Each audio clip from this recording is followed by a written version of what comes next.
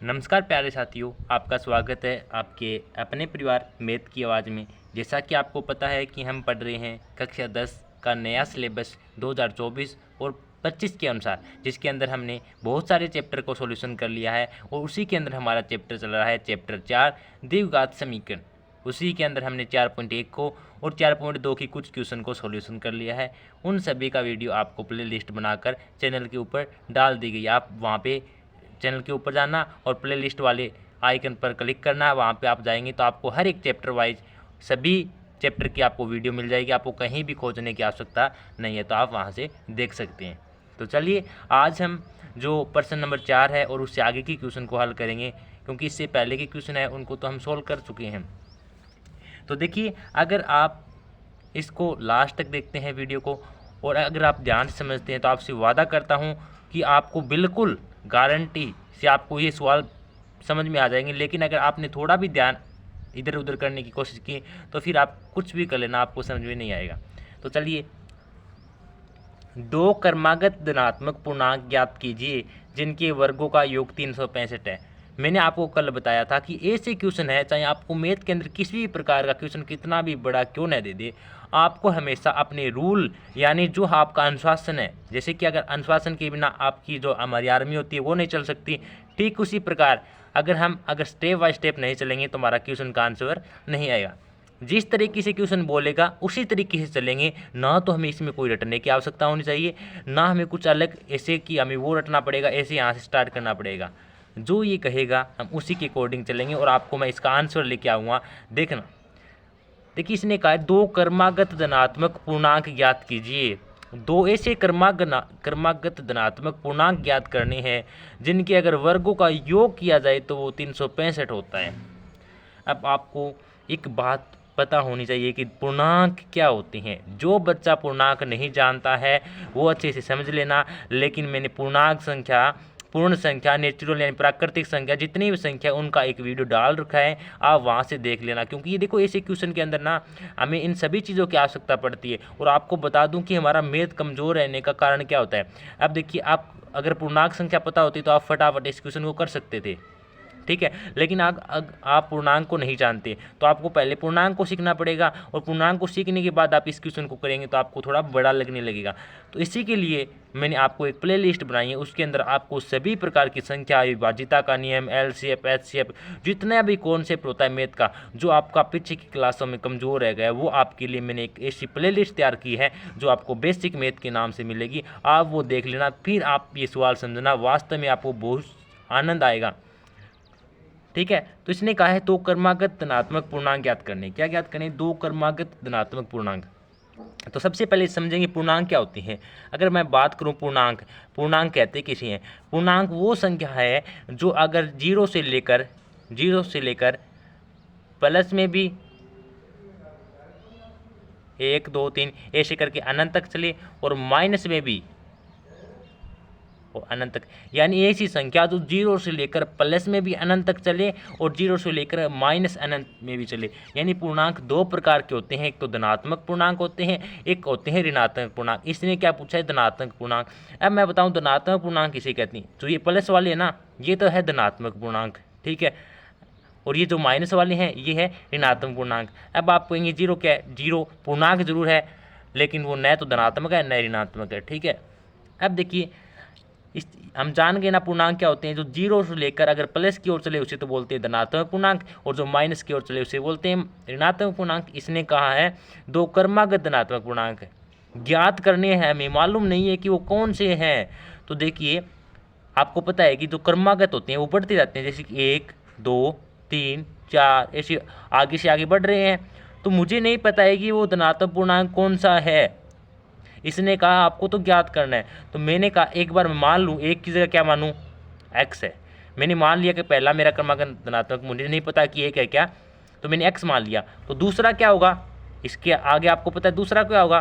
जैसे कि एक के बाद दो आया यानी एक बढ़ा, तो दूसरा क्या हो जाएगा? x प्लस है एक, इसके अंदर एक बढ़ा दो। तो बस यही आपको ध्यान रखना है। इसी के लिए मैंने ये पूरा डेरिवेशन आपको समझाने के लिए किया है, ताकि आपको मैं रटा न सकूं।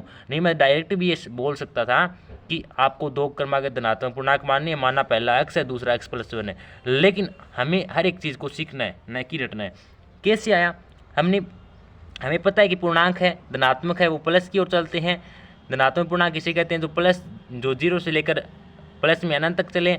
और जहाँ क्रमागत की बात आ जाए तो वहाँ पे इसने कहा है 1 2 3, जैसे 1 1 बढ़ेगा। मैंने मान लिया कि पहला मेरा धनात्मक पूर्णांक x है, तो दूसरा क्या होगा? आपको पता है एक ही बात, 2 आया, 1 1 बढ़ रहा है इसके अंदर, तो मैंने भी इसके अंदर क्या बढ़ा दिया? x+1। बस। अगर 3 बोलता तो फिर आगे क्या करता? इसके अंदर एक और जोड़ देता, ऐसे जोड़ता जाता। अगर ये जितना बोलता उसी के अकॉर्डिंग चलता रहता। ठीक है, अब चलिए समझते हैं। माना पहला पूर्णांक, मुझे नहीं पता है वो कौन सा पूर्णांक है, मैंने एक बार मान लिया, माना पहला पूर्णांक क्या है? x है। माना पहला पूर्णांक धनात्मक पूर्णांक x है, तो दूसरा धनात्मक पूर्णांक क्या होगा? बताओ। दूसरा धनात्मक पूर्णांक, देखिए पहला x है तो दूसरा क्रमागत बोला है। अगर क्रमागत नहीं बोलता तो हम कुछ भी लिख सकते थे, लेकिन इसने क्रमागत बोला है तो इसके अंदर एक और जोड़ देंगे, x+1 हो जाएगा। बस यही समझाने की कोशिश कर रहा हूँ इतने टाइम से आपको कि ये कैसे आया। ठीक है, अब इसने कहा है, इतना हमने निकाल लिया कि इसने कहा दो क्रमागत धनात्मक पूर्णांक ज्ञात कीजिए। हमें नहीं पता, हमने मान लिया, माना पहला पूर्णांक x है, दूसरा धनात्मक पूर्णांक x+1 है। अब ये जो आगे बोलेगा उसी के अकॉर्डिंग चलेंगे हम। इसने कहा है जिनके वर्गों का योग 365 हो। अब इसने कहा है अगर दो धनात्मक पूर्णांक है, अगर आप इनके वर्ग कर दे, यानी दोनों धनात्मक पूर्णांक का वर्ग कर दे और उनका योग कर दे, तो आपको 365 मिलेगा। तो मेरे पास क्या है? दो धनात्मक पूर्णांक, एक तो x है और एक x+1 है। तो इनका क्या करना है? वर्ग करने का मतलब इसकी स्क्वायर करना होता है। फिर दूसरे का भी करो, x+1 का भी होल स्क्वायर, और इनका क्या करना है? योग। देखो मैंने कुछ अलग रटने की कोशिश नहीं की है, कुछ अलग नहीं लेके आया। इसने कहा है वैसा किया है। इसने कहा है कि इनके वर्गों का योग, मैंने इनका वर्ग किया और इनका योग किया, कितना है? 365। बस इतना साफ था, बस आपको सीखने की जरूरत। आगे तो हम कितनी क्लासों से पढ़ते आ रहे हैं, x+1 यानी a+b की होल स्क्वायर कैसे खोलते हैं, ये सब बातें तो हम जानते हैं। तो देखिए x² का x² आ गया, लेकिन मेरे कई साथी ऐसे भी हैं जो नहीं खोलना चाहते x+1 की होल स्क्वायर। तो देखिए x+1 यानी आपको ये पता होना चाहिए a+b की होल स्क्वायर का फार्मूला क्या होता है। तो क्या होता है? a² + b² + 2ab। क्या होता है? a² + b² + 2ab होता है। तो हमें यहाँ पे आप जहाँ भी आपको a+b इसके रूप की स्क्वायर मिले तो आपको इस सूत्र से हल कर लेना है। जैसे कि आपको दिखाई दे रहा है कि a+b की होल स्क्वायर जैसा ही है, यानी a की जगह तो यहाँ पे x रख दिया गया है, b की जगह 1 रख दिया गया है, यानी a की जगह x है और b की जगह 1 है। बस इतना सा फर्क है। तो जहाँ जहाँ आपको a दिखे वहाँ आपको x रख देना है, और जहाँ आपको b दिखे वहाँ पे 1 रख देना है। चलिए इसने कहा a का स्क्वायर, a कितना है? x का स्क्वायर, ठीक है, प्लस b कितना है? b एक का स्क्वायर करेंगे तो a क्या आएगा, क्योंकि 1 गुणा 1 होता है, प्लस 2 गुणा a का मान तो x है, और गुणा b का मान 1 है। बस ये आपको खोल आना चाहिए। देखिए x² था प्लस b का स्क्वायर क्या, यानी 1 का स्क्वायर क्या, 1 आया, प्लस 2 a का मान x इंटू b का मान 1, तो 2 गुणा x गुणा 1। अब ये किसकी जगह रख देंगे? इसकी जगह रख देंगे, तो क्या आएगा? देखो x+1 का होल स्क्वायर किया तो हमें क्या मिला? x² + 1 + 2x बराबर 365। अब देखिए x² और x² कितना हो गया? 2x², और ये क्या है? प्लस का 2x है, प्लस का 2x एक बार इधर रख दो, यहाँ पे +1 है, ये देखो ये +1 है, इससे +1 इधर रखो। अब ये देखो ये प्लस का 365 इधर आएगा तो माइनस का 365 हो जाएगा। क्या हो जाएगा? माइनस का 365 बराबर में 0। 2x² + 2x, 365 में से देखो प्लस का 1, 365 माइनस का, तो आप एक में से तो 365 नहीं घटा सकते, लेकिन आप 365 में 1 घटाएंगे तो क्या बचेगा आपके पास? 364। लेकिन बड़ी संख्या माइनस की है तो चिन्ह भी क्या आएगा? माइनस का। अब आपके पास ये बन गई एक द्विघात समीकरण और हम इसे हल करना भली भांति से जानते हैं, भली भांति प्रकार से जानते हैं, क्योंकि पीछे के जितने भी लेक्चर हैं उनके अंदर हमने बहुत अच्छे से सीखा है कि आप इनको कैसे हल करती हैं। चलिए इसको हल करेंगे। आप टुकड़े करने जानते हैं। सबसे पहले आपको क्या करना है, जो एक्स स्क्वायर का गुणांक है वो लिखना है। एक्स स्क्वायर का गुणांक क्या है 2, और जो लास्ट वाला पद है 364 है उसको लिखना है। इन दोनों की गुणा करा के देखनी है क्या आता है। तो आप इन दोनों की गुणा कराते हैं तो क्या आएगा बताओ। आप इन दोनों की अगर गुणा कराते हैं तो क्या आता है बताओ।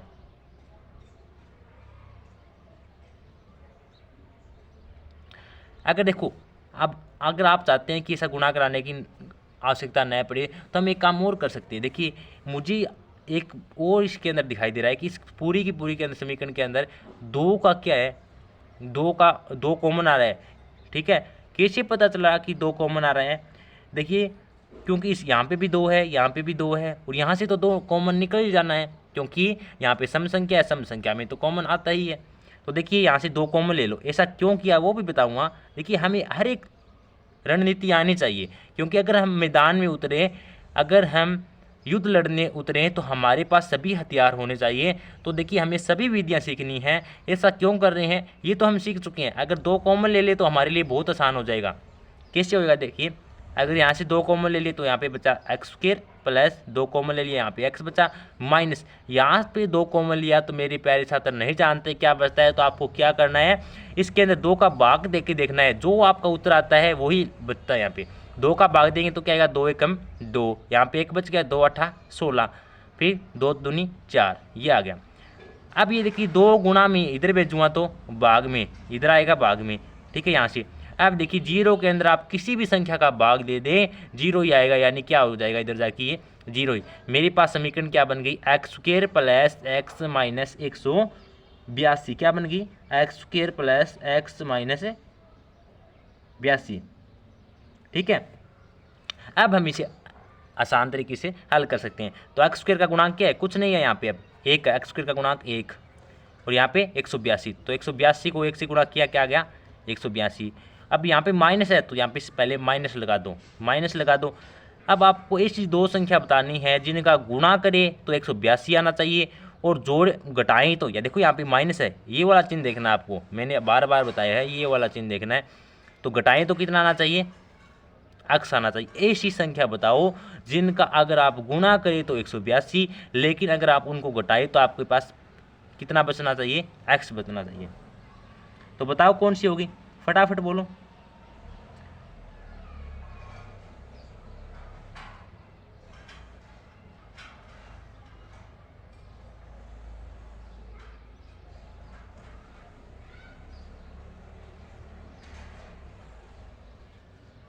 तो देखिए अगर मैं 14 को 13 से गुणा करके देखो, तो अगर 14 को आप 13 से गुणा करते हैं तो क्या आता है 182, और अगर 14 में से अगर आप 13 घटाते हैं तो क्या बचता है 1। अगर मैं 14x में से 13x घटाऊं तो क्या बचेगा, 1x बचाएगा। अगर मैं 14 को 13 से गुणा करूं तो 182 आएगा। तो वो 2 कौन सी संख्या है, 14 × 13, यानी अगर 14 को 13 से गुणा करें तो 182 भी मिलता है, अगर 14 में से 13 घटाए तो 1x भी मिलता है। तो हम x की जगह क्या लिख सकते हैं, 14 माइनस 13x लिख सकते हैं ना। तो चलो लिखो एक्स स्क्वायर प्लस एक्स की जगह क्या लिख सकते हैं, इसकी जगह 14x माइनस 13x। बस यही आपको गुणनखंड करना आना चाहिए। माइनस का क्या है 182। बस आगे आपको इन दो के जोड़े बना लेने हैं। आपको इस जोड़े में से देखना है क्या कॉमन आ रहा है, क्या कॉमन आ रहा है इस जोड़े में से, x कॉमन आ रहा है। इसके अंदर भी x है, इसके अंदर भी x है। क्या बचा यहाँ पे x, क्योंकि देखो x स्क्वायर था, 1x तो बाहर ले लिया, 1x बचा, प्लस यहाँ से x ले लिया तो यहाँ पे सिर्फ क्या बचा 14। यहाँ पे देखो दोनों के अंदर माइनस है तो माइनस कॉमन ले लो, और 13 भी कॉमन ले लो। अब देखिए, अब आप कहेंगे सर आपको कैसे पता चला कि 13 कॉमन आ गया। तो मेरे प्यारे विद्यार्थियों, आप बिना झिझके कॉमन ले सकते हैं, क्योंकि हमने फैक्टर देखा था, 14 को 13 से गुणा किया तो क्या है 182। तो अगर आप 13 कॉमन ले लेते हैं तो क्या आएगा वहाँ पे 14, क्योंकि 13 को 14 से गुणा करने पर ही हमें 182 मिला है। अगर आप 14 कॉमन लेते हैं तो आपको 13 मिलता है, अगर 13 कॉमन लेते हैं तो 14। आप ये करके देख लेना, बताऊँगा कैसे। यहाँ से माइनस का 13 कॉमन ले लिया, एक्स आ गया। अब देखिए ये माइनस की संख्या थी, ये तो प्लस की होगी, लेकिन ये क्या थी माइनस की, तो ये भी प्लस की हो जाएगी। अब आपने यहाँ से 13 कॉमन ले लिया है और आपको ये नहीं पता चले कि कॉमन लेने के पश्चात यहाँ पे क्या बचता है, तो आप उसके अंदर 13 का भाग दे देना। जैसे ही आप इसके अंदर 13 का भाग देंगे तो क्या आएगा, देखना 13 एकम 13, कितना बच गया 5, 13 और 5 कितना बच गया 5 और 2 13 चौके 52, कितना आ गया 14, बस बराबर में 0 चल रहा है। अब वापिस ही देखो इसके अंदर क्या कॉमन आ रहा है। अब आप कहेंगे सर यहाँ भी x + 14 है, यहाँ पे भी x + 14 है, तो क्या कॉमन आ रहा है x + 14। ओके, यहाँ पे क्या बचा, देखो इन दोनों के अंदर x + 14 तो मैंने कॉमन ले लिया, यहाँ पे x बचा, यहाँ पे माइनस और ये 13, ये तो कॉमन आ गया। अब आपको क्या करना है, एक बार इसको 0 के बराबर, एक बार इसको 0 के बराबर करना है। तो सबसे पहले x + 14 को 0 के बराबर करेंगे तो क्या आएगा, तो ये प्लस का 14 इधर जाएगा तो माइनस का 14। फिर क्या करना है, x - 13 को x - 13 बराबर 0 करेंगे तो x बराबर ये माइनस का 13 इधर जाएगा तो प्लस का 13। तो x के 2 मान मिल जाते हैं, क्या मिल जाते हैं, 2 मान।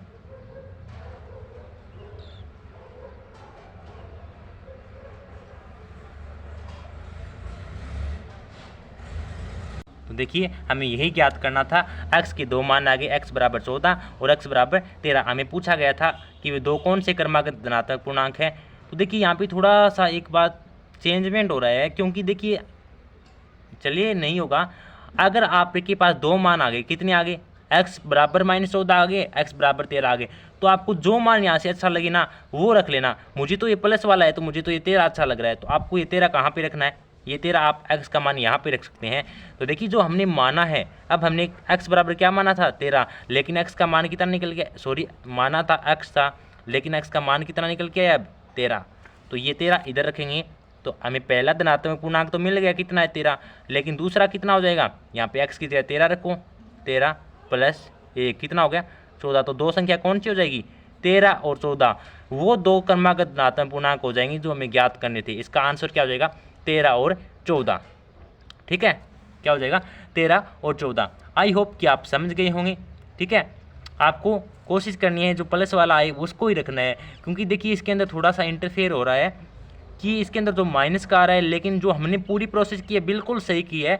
ठीक है, अगर आप -14 रखते हैं, -14 रखेंगे, ये -14 आएगा, ये -13 आएगा, है तो दोनों ही क्रमागत धनात्मक पूर्णांक, है ये भी सही, लेकिन हमारा जो आंसर दे रखा है बुक के अंदर वो ये दे रखा है 13 और 14। जो माइनस के अंदर आएगा वो भी बिल्कुल राइट है, उसे भी कोई गलत नहीं कर सकता, लेकिन वो किसके अंदर आएगा, ऋणात्मक के अंदर आएगा। लेकिन हमें ज्ञात क्या करना है, धनात्मक पूर्णांक ज्ञात करना है, तो आपको हमेशा प्लस वाली का, अगर यहाँ पे पूछा जाता आपसे कि ऋणात्मक पूर्णांक ज्ञात कीजिए, तो आप क्या कर सकते थे, वो माइनस वाली वैल्यू रख सकते थे। लेकिन अब आपको धनात्मक पूर्णांक पूछा है तो x की 2 मान आए थे, एक तो प्लस का आया था 13, एक माइनस का आया, तो आपको प्लस वाला ही रखना है। आई होप कि आप इसे समझ गए होंगे।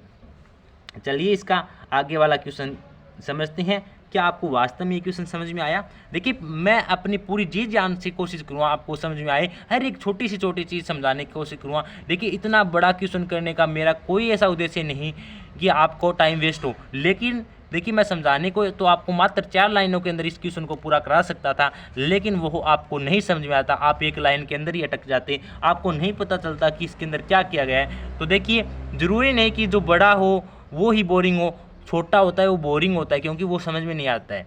ठीक है, तो देखिए आपको हर एक चीज़ को समझना है। तो चलिए इसका क्वेश्चन नंबर 5 को समझें। चलिए मैं एक बार राइट कर लेता हूँ इसको। तो प्यारे विद्यार्थियों क्वेश्चन नंबर 5 को चलिए समझते हैं। इसने कहा एक समकोण त्रिभुज की ऊंचाई इसके आधार से 7 सेंटीमीटर कम है। आपको क्वेश्चन को अच्छे से पढ़ना चाहिए, 2 बार पढ़ो चाहे 3 बार। क्वेश्चन को ऐसे समझना है कि आप डायरेक्ट जैसे ही आपका पेन चले तो सिर्फ आपका आंसर की ओर ही चले। यदि कर्ण 13 सेंटीमीटर का हो तो अन्य 2 भुजा ज्ञात करनी है। चलिए दोनों भुजा भी ज्ञात करेंगे और इसके अंदर हम कुछ सीखने की कोशिश भी करेंगे। सबसे पहले मैं आपको बता देता हूँ, ये हमारे पास समकोण त्रिभुज होता है। समकोण त्रिभुज क्या होता है, जिसके अंदर एक कोण 90 डिग्री का हो वो समकोण त्रिभुज होता है। अब हमें ये जानना अति आवश्यकता है कि इसके अंदर कर्ण क्या होता है, लंब क्या होता है। तो ये होता है आपका थीटा कोण।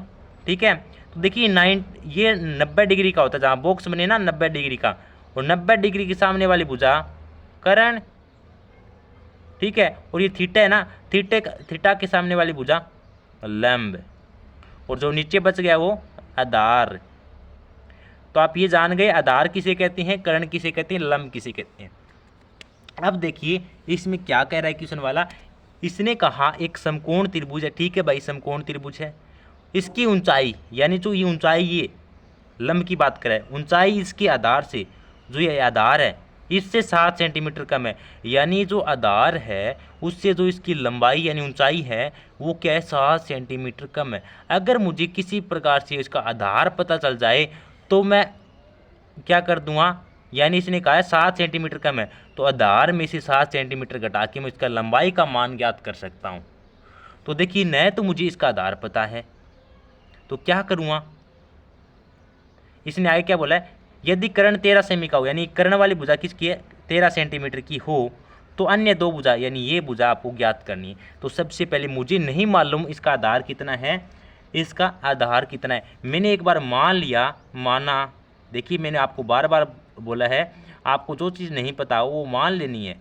माना इसका आधार कितना है, x है, इसका आधार x है, तो इसने क्या बोला है, एक त्रिभुज की ऊंचाई यानी h की बात कर रहा है, लंब की बात कर रहा है, इसके आधार से 7 सेंटीमीटर कम है, तो आधार कितना है x, तो ऊंचाई कितनी हो जाएगी, देखो इसने बोला है साफ साफ कि जो इसकी ऊंचाई है वो आधार से 7 सेंटीमीटर कम है, आधार कितना है x, उससे कितना कम है 7, तो इससे 7 घटा देंगे। क्या हमने कोई चीज़ रटने की कोशिश की, अगर हमने अच्छे समझा तो आपको नहीं ये रटने की आवश्यकता हो पड़ी कि ये दोनों चीज़ कहाँ से आई।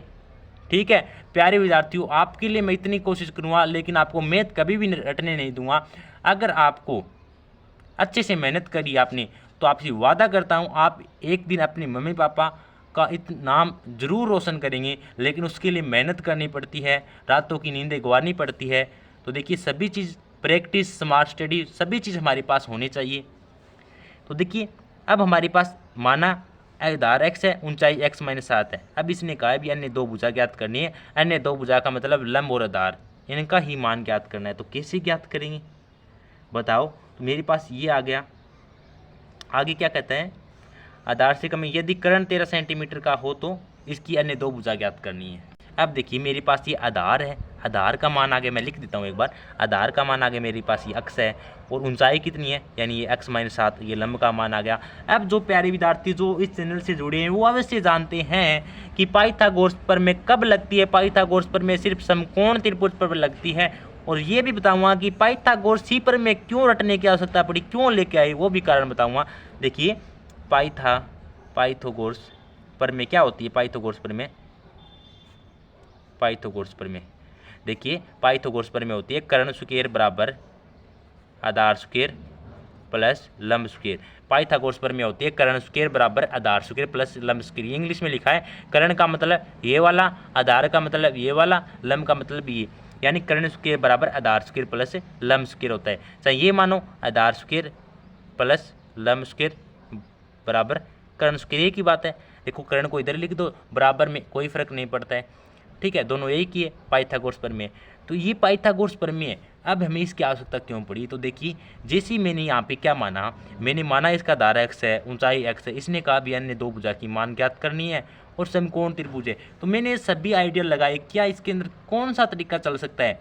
तो देखिए मैंने आपको अभी बोला कि अगर आप मैदान के अंदर उतरेंगे, युद्ध लड़ने जाएंगे, तो आपके पास सभी रणनीतियाँ होनी चाहिए कि दुश्मन को कैसे मारा जाता है, कैसे मार सकते हैं, चाहे वो कितना भी बड़ा हो, अगर आपके पास दिमाग है तो आप उसको मार सकते हैं। ठीक उसी प्रकार मैंने दिमाग लगाया, ये समकोण त्रिभुज है, मुझे दो भुजा ज्ञात करनी है।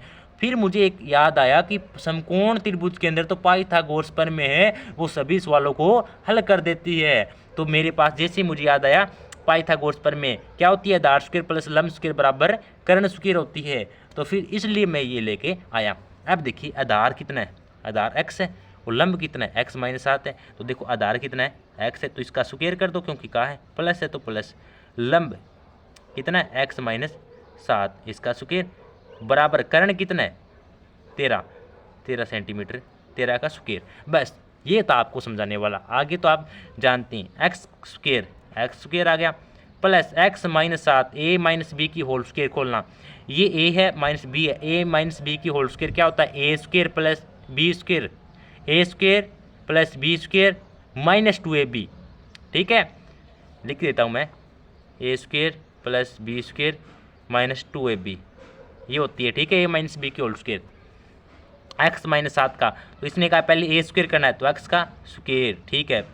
फिर कहा बी यानी 7 का स्क्वेयर, बी का स्क्वेयर करना है, 7 का स्क्वेयर क्या हो जाएगा 49। फिर माइनस है तो माइनस 2 गुना ए का मान एक्स, तो 2 गुना एक्स, बी का मान कितना है 7, बराबर में 13 का स्क्वेयर कितना होता है, 13 का स्क्वेयर 169, आपको याद होना चाहिए मुख्य ज्वानी, ठीक है। अब देखिए एक्स स्क्वेयर और एक्स स्क्वेयर कितना हो गया 2x स्क्वेयर प्लस ये 49, एक बार इसको यहीं रहने दो, 2 को 7 से गुणा किया, 7 दूनी 14, एक्स कितना आ गया माइनस का 14x, और ये क्या है प्लस का 49, और ये बराबर में क्या था 169, इसको मैं इधर लेके आ सकता हूँ। आपको पता है ये सारा काम क्यों कर रहा हूँ, क्योंकि मुझे एक द्विघात समीकरण बनानी है, क्योंकि द्विघात समीकरण को हल करना मैं भली भांति इस प्रकार से जानता हूँ, परिचित हूँ अच्छी तरीके से। मैं जो हमारी द्विघात समीकरण से मिल चुका हूँ, उसने कहा भी कोई परेशानी नहीं है, आप मुझे हल कर सकते हैं। इसलिए मैं जितना भी काम होता है आपने देखा होगा एक द्विघात समीकरण बनाने की कोशिश कर रहा हूँ, इसलिए मैंने 169 को इधर ले जाने की कोशिश की। तो आपको रटने की आवश्यकता नहीं है कि आप 169 को इधर ही क्यों लेके गए, ठीक है, क्योंकि मेरा फोकस यानी गोल है वो ये है कि मैं कैसे भी कैसे करके इसको द्विघात समीकरण बना दूँ। तो ये 2x स्क्वायर आ गया, ये माइनस का 14x आ गया। अब एक 49 गया, देखो 169 में से 49 कटा दो, कितना बचेगा, 169 में से 149 घटाएंगे तो कितना बचेगा, बोलो 119 बचेगा ना, कितना बचेगा, सॉरी 126 बचेगा, कितना बचेगा 126, लेकिन बड़ी संख्या माइनस की है तो क्या आएगा, चिन्ह भी माइनस का आएगा, 126 बराबर 0। ये क्या बन गई हमारे पास द्विघात समीकरण बन गई। अब हम इसको हल करेंगे, एक्स के 2 मान आएंगे वो हम यहाँ रख देंगे, लंब और आधार का मान आ जाएगा, यही हमें ज्ञात करना था। चलिए इस समीकरण को हल करते हैं, 2x square minus 14x minus 126 बराबर 0 को। देखिए क्या आपको लगता नहीं हमने कहीं गलती कर दी, देखिए आपको मैं साथ में बोल रहा हूँ समझा रहा हूँ, छोटी मोटी गलती हो जाती है। देखिए हमने 169 को 2 बार घटाया, 9 में से 9 गया 0, मैं देखो बोल देता हूँ 0 लेकिन लिखा क्या है मैंने 6। देखो ऐसी बार बार छोटी मोटी गलती होती है, ये आप फटाफट बता देना कि यहाँ पे 120 आएगा, ठीक है। तो देखिए 169 में से 149 घटाएंगे तो कितना आएगा 120। अब इसको हल करते हैं, तो देखिए अब इसको हल करना है, सबसे पहले पता है कि यहाँ से 2 कॉमन आ रहा है, 2 कॉमन ले लो, 2 कॉमन लिया तो यहाँ पे क्या बचा एक्स स्क्वेयर माइनस 2 कॉमन लिया 2 7 14x आ गया, 2 कॉमन लिया कितना आ गया 60 आ गया। अब आपको ये पता है 2 गुना में इधर आएगा, इधर जाएगा तो भाग में, और 0 में भाग किसी का देंगे तो 0 ही आएगा, तो ये क्या बन जाएगा 0 ही, ठीक है। तो यहाँ पे क्या बन गया x square minus 7x minus 60, तो वही काम एक्स स्क्वेयर का गुणा क्या एक्स और ये क्या है यहाँ पे 60, तो गुणा करें तो कितना आना चाहिए 60, और यहाँ पे चिन्ह माइनस का है, तो ऐसी 2 संख्या बताओ जिनको घटाने पे तो कितना मिलना चाहिए -7x, और गुणा करने पर कितना मिलना चाहिए 60, तो ऐसी संख्या फटाफट बताओ कौन सी होगी 2 संख्या। तो अब आप कहेंगे कि अगर मैं 12 में देखिए अगर मैं 12 में से 5 घटाऊँ तो कितना बचेगा, 12 में से 5 घटाऊँ तो कितना बचेगा 7x बचेगा, लेकिन मुझे तो माइनस का चाहिए, क्या चाहिए मुझे तो किसका चाहिए माइनस का 7x चाहिए। तो यहाँ पे माइनस का करने के लिए क्या कर दूंगा घटाना है हमें, तो अगर मैं -12 में से प्लस के 5 घटाऊंगा तो मेरे पास कितना बचेगा। अगर आपको माइनस करना हो ना तो आप बड़ी संख्या माइनस की रखना, छोटी संख्या 5। देखिए 12 को 5 से गुणा करते हैं 60 भी आता है, और -12 में से अगर हम +5 घटाएंगे तो माइनस का 7x भी आएगा। तो देखिए ये तो प्लस माइनस माइनस ही होना है, सॉरी प्लस यहाँ पे माइनस नहीं आएगा। तो देखिए आपको ऐसी 2 संख्या बनानी है, तो -12 में अगर +5 आप जोड़ते हैं तो आपको क्या मिलता है माइनस का 7x मिलेगा, ठीक है। तो ये यहाँ पे x लगा देना, यहाँ पे भी x लगा देना, माइनस का 12x प्लस का 5x करेंगे तो आपको माइनस का 7x मिलेगा। तो आपको यही 2 संख्या ज्ञात करनी थी, तो आप -7x की जगह क्या लिख सकते हैं एक्स स्क्वेयर, क्या लिख सकते हैं -12x प्लस 5x लिखो, माइनस का 12x प्लस 5x बराबर माइनस में 60 बराबर में 0। वापस इस 2 के जोड़े बना लो, यहाँ से क्या कॉमन आ रहा है x कॉमन आ रहा है, यहाँ पे क्या बचा x -12। देखिए हम सीख चुके हैं, अब आपको आना चाहिए, यहाँ से 5 कॉमन आया, यहाँ पे क्या बचा x -5 कॉमन लिया तो क्या 5 का भाग 2 क्या आएगा 12। वापस से देखो इसमें क्या कॉमन आ रहा है, अब आप कहेंगे सर x माइनस 12 वापस कॉमन आ रहा है, यहाँ पे क्या बचा x प्लस 5 बस बराबर में 0। ठीक है, तो यहाँ से देखिए एक बार इसको 0 के बराबर, एक बार इसको 0 के बराबर, x माइनस 12 बराबर 0 करेंगे तो x बराबर माइनस का 12 इधर जाएगा तो प्लस का 12, और एक बार x प्लस 5 बराबर 0 करेंगे तो x बराबर माइनस का 5, 2 आ जाएंगे। ठीक है, x के मान कितने मिल गए 12 और x का मान माइनस का 5। अब मैंने आपको कहा है आपको जो अच्छा लगे वो लिख देना, लेकिन आपको पता है कि भुजा कभी भी भुजा की लंबाई है वो माइनस में हो सकती है क्या, तो हम कह देंगे कि भुजा की लंबाई कभी भी माइनस में नहीं होगी, तो ये वाला मान तो हम यूज़ नहीं करेंगे, हम x का मान क्या यूज़ करेंगे 12। तो हमने माना था इसका आधार कितना था, आधार माना था x था, और जो इसकी लंबाई थी वो मानी थी हमने, कितनी मानी थी x माइनस 7 की, इससे 7 कम है उसने दिया था क्वेश्चन में। ठीक है, तो आधार x का मान कितना है 12, और लंबाई कितनी आ जाएगी, x की जगह 12 रख दो, 12 में से 7 घटा दो, कितना आ जाएगा 5, तो आधार 12 आ गया, लंबाई जो इसकी लंबाई यानी जो ऊंचाई की बात कर रहे हैं ऊंचाई कितनी आ गई 5 जो लंब था। ठीक है, तो ये 5 आ गया और आधार 12, यही हमें ज्ञात करना था, 12 और 5 ये आपका आधार है और ये आपका लंब है। ठीक है, अन्य 2 भुजा ज्ञात करनी थी। आई होप कि आप समझ गए होंगे, बिल्कुल आसान सा प्यारा सा क्वेश्चन था, आप समझ भी गए होंगे। इसका लास्ट क्वेश्चन है क्वेश्चन नंबर 6, चलिए समझते हैं उसी को। तो देखिए प्यारा सा क्वेश्चन नंबर 6 क्या कहता है, बिल्कुल आसान है, इंपॉर्टेंट भी है, ध्यान से समझना। इसका अगर कहा जाए तो इस चैप्टर का अच्छा खासा क्वेश्चन और परीक्षा की दृष्टि से इंपॉर्टेंट क्वेश्चन है, ध्यान से समझना, थोड़ा बड़ा भी है लेकिन अच्छा क्वेश्चन है। इसने कहा एक कुटीर उद्योग है, कोई कुटीर है जो बर्तन बनाने वाला, इसने एक दिन में कुछ बर्तनों का निर्माण किया, हमें नहीं पता कि उसने कितने बर्तन बनाए, 100 बनाए, 150 बनाए, 200 बनाए, 300 बनाए। इसने कहा एक कुटीर उद्योग है, उसने एक दिन में कुछ बर्तनों का निर्माण किया, तो यानी एक विशेष दिन, एक दिन यह देखा गया जिस दिन कि प्रत्येक नग का निर्माण, यानी एक उसी दिन देखा गया कि जो प्रत्येक नग का निर्माण की लागत है रुपये में, उस दिन निर्माण किए गए बर्तनों की संख्या के दुगने, जितने बर्तन उस दिन निर्माण किए यानी बनाए थे उसका अगर हम दुगना करें, उसमें 3 अधिक यानी उसमें 3 जोड़े उसके बराबर थे, तो यदि उस दिन की कुल निर्माण लागत ₹90 थी तो निर्मित बर्तनों की संख्या और प्रत्येक नग की लागत ज्ञात करनी है। मेरे प्यारे कई छात्र तो ऐसे होंगे इतना बड़ा क्वेश्चन देख के डर कर भाग जाएंगे, क्यों टाइम वेस्ट किया। तो प्यारे छात्र, जब हम ऐसा क्वेश्चन करते हैं और हमारा आंसर आता है तो एक अंदर एक ऐसी फील आती है कि वास्तव में हम भी मैथ को समझ रहे हैं। तो इसके लिए आपको क्या करना है, चलिए जानेंगे कैसे क्या। आपको आगे नहीं पढ़ना है, आपको एक एक लाइन जो कह रहा है उसको कहना है, समझना है। ठीक है, इसने क्या कहा, सबसे पहले इसने कहा कि एक कुटीर उद्योग एक दिन में कुछ बर्तनों का निर्माण करता है, हमें नहीं पता कि वो कितने बर्तन बताता है। मैंने बताया आपको, जो आपको पता नहीं हो उसे आप क्या करते हैं, मान लेते हैं, क्योंकि मैथ के अंदर माना जाता है। और मैं भी यह मानता हूँ कि जो मेरे साथ जुड़े हुए हैं वो सभी के सभी इंटेलिजेंट हैं, माना सभी छात्र इंटेलिजेंट है। ठीक उसी प्रकार आपको मानना है, माना उसने कितने बर्तन बनाए, माना उस दिन बर्तनों की संख्या कितनी थी, माना बर्तनों की संख्या x थी, उस दिन बर्तनों की संख्या कितनी थी, x थी।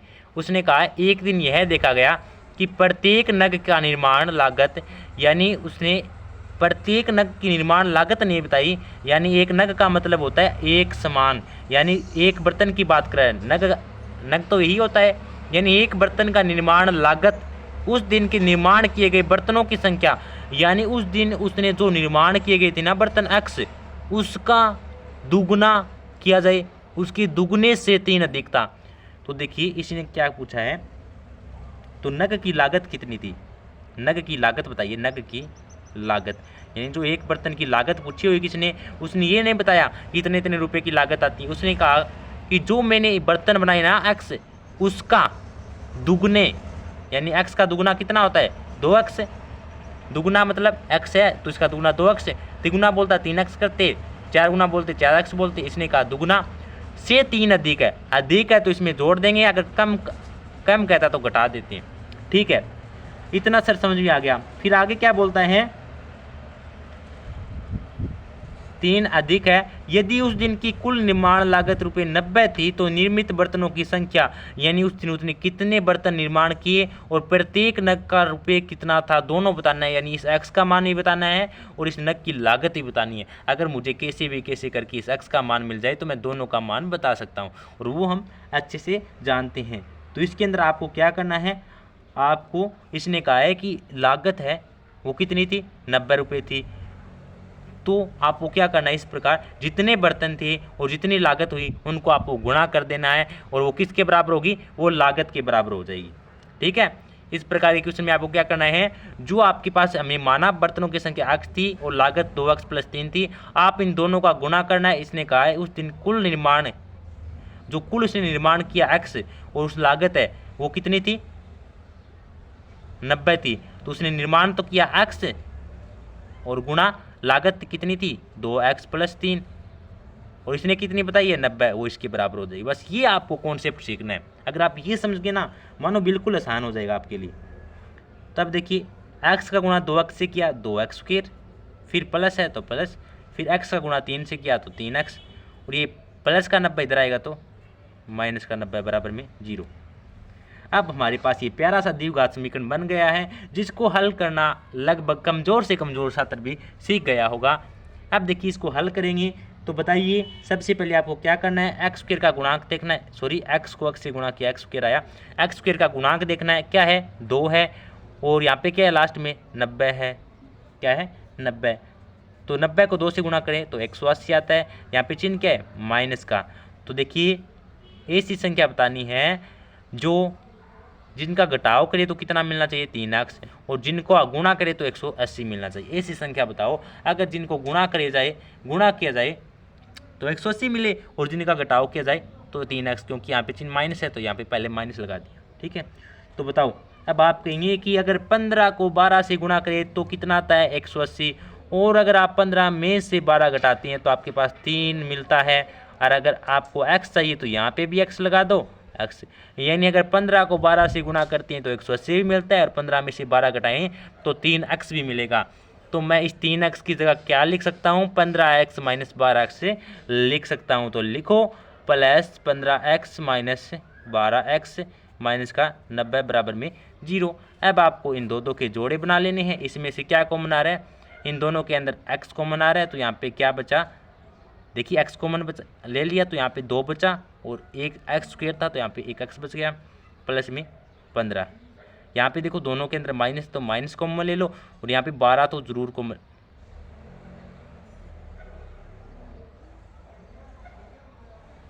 माइनस का 12 कॉमन लिया तो देखिए यहाँ पे -12 तो कॉमन नहीं आ रहा। अब आप कहेंगे सर अभी तो बोल रहे थे कि आपने टुकड़े कर सकते हैं, बता सकते हैं, लेकिन अभी यहाँ पे x² का गुणांक 2 था, हमने इसको गुणा किया है। जब वो संख्या सेम की सेम रहे तो आप डायरेक्ट लिख सकते हैं, लेकिन हमने यहाँ पे गुणा 2 से किया है तो वो संख्या बड़ी हो गई। ठीक है, तो उसके गुणनखंड किए तब हमें ये मिला। लेकिन आपको पता है यहाँ से क्या कॉमन आ रहा है, दोनों के अंदर 6 कॉमन आ रहा है। देखो 6 का भाग इसी के अंदर भी जा रहा है, 6 का भाग इसके अंदर भी जा रहा है, तो 6 कॉमन ले लो। क्या ले लो, 6, और 6 कॉमन लिया तो क्या आएगा, यहाँ पे क्या बचा, 6 दूनी 2 बच गया, x आया। देखो कॉमन लेने का मतलब उसी संख्या के अंदर भाग देना, तो 6 का भाग दिया तो क्या आया, 2, फिर माइनस तो ले लिया कॉमन तो यहाँ पे बचा प्लस, और 6 का भाग इसके अंदर दिया तो 15 के 90 होता है। ठीक है, बराबर में 0। अब वापस से आपको क्या करना है, इसके अंदर कॉमन लेना है, इसके अंदर क्या कॉमन आ रहा है, इसके अंदर क्या कॉमन आ रहा है, देखो दोनों के अंदर आप कहेंगे सर 2x + 15 वापस कॉमन आ रहा है, इसके अंदर भी है, इसके अंदर भी है। यहाँ पे क्या बचा, x - 6 बचा, बराबर में 0। अब तो आपका बिल्कुल आसान काम हो गया, एक बार इसको 0 के बराबर और एक बार इसको 0 के बराबर। तो पहले 2x + 15 को 0 के बराबर करेंगे, तो यहाँ पे प्लस का 15 इधर जाएगा तो माइनस का 15, और यहाँ पे क्या है 2x, मुझे तो x की वैल्यू चाहिए, तो x = माइनस का 15, और ये 2 गुना में इधर आएगा तो भाग में, मेरे पास एक x की मान तो निकल के आ गया माइनस का 15/2। अब इस x - 6 को 0 के बराबर कर दो, x - 6 को 0 के बराबर करेंगे तो x बराबर, ये माइनस का 6 इधर जाएगा तो प्लस का 6। अब मेरे पास x के 2 मान निकल गए, और मैंने बोला है अगर आप आपको अच्छा लगे वो लिख देना, लेकिन अगर आपको थोड़ा सा दिमाग लगाएंगे तो मेरे पास 2 मान निकल के आए हैं, एक तो माइनस का 15/2 और एक 6। एक बात बताओ, बर्तनों की संख्या क्या आधे में हो सकती है क्या? यानी उसने नग तैयार किया, ये इसने कहीं भी कहा कि उसने आधा नग तैयार किया। 15/2 का मतलब होता है कि पूरा पूरा नग तो नहीं आएगा, 15 में अगर 2 का भाग देंगे 7.5 आएगा, यानी 7 नग तो पूरे और आधा। तो जो हमारे पास पूरी वैल्यू है ये ना अच्छी, x बराबर 6, वो मान रखेंगे। तो हमने माना था कि बर्तनों की संख्या कितनी थी, x थी, तो मैंने x की जगह x का मान क्या मिला, 6। तो इसका आंसर कितना आ गया, 6। लेकिन इसने लागत ही पूछी है साथ में, देखो नग की लागत भी ज्ञात करो। तो जहाँ x है वहाँ पे 6 रख दो, तो 2 गुना x की जगह 6 प्लस में 3, 6 दूनी, देखो 6 को 2 से गुणा किया 12 और प्लस का 3, 12 और 3 15, कितना आ गया, 15। तो देखिए उस दिन उसने 6 बर्तन निर्माण किया और एक नग की लागत थी 15 रुपये, यही हमें ज्ञात करना था। बस आपको थोड़ा यहाँ ध्यान रखना है, 2 वैल्यू आती है जो आपको अच्छी वैल्यू प्लस में धनात्मक वैल्यू, उसी को रखना है, क्योंकि आपको पता है कि बर्तन कभी आधा नहीं हो सकता, इसने कहीं जिक्र नहीं किया बर्तन आधा है। आई होप कि आप इसे समझ गए होंगे, बिल्कुल आसान क्वेश्चन है, बिल्कुल अच्छा सा। इसी के साथ हमारा जो एक्सरसाइज 4.2 है वो कंप्लीट होता है। क्या आपको वास्तव में इस प्रश्नावली को समझने में आनंद आया, और क्या आप इसी तरीके से आगे के जितने भी चैप्टर उनको समझना चाहते हैं, तो प्लीज़ आप एक कमेंट करके ज़रूर बताएंगे। और अगर आपको ये वीडियो अच्छी लगी है तो अपना लाइक ज़रूर दे के जाना, और अगर आप चैनल पर नहीं हैं तो चैनल को सब्सक्राइब कर लेना, क्योंकि मैं लेके आता रहूँगा आपका ऐसा ही फ्री कंटेंट, यानी पूरा का पूरा मैथ क्लास 10 का आपको इसी चैनल के ऊपर मिलने वाला है। तो आप जो चैनल को सब्सक्राइब कर लेना और जो पास में बेल आइकन है उसे प्रेस कर लेना, ताकि आने वाली सभी वीडियो का नोटिफिकेशन भी आपको मिल सके और आपकी पढ़ाई है वो रेगुलर चल सके। तो इसी के साथ आपसे कल मिलते हैं, ठीक है। तो इसी के साथ आप अपनी प्रैक्टिस तैयार रखना, प्रैक्टिस करते रहना, और हम मिलते हैं कल नेक्स्ट एक्सरसाइज 4.3 के साथ। तब तक के लिए जय हिंद, जय भारत।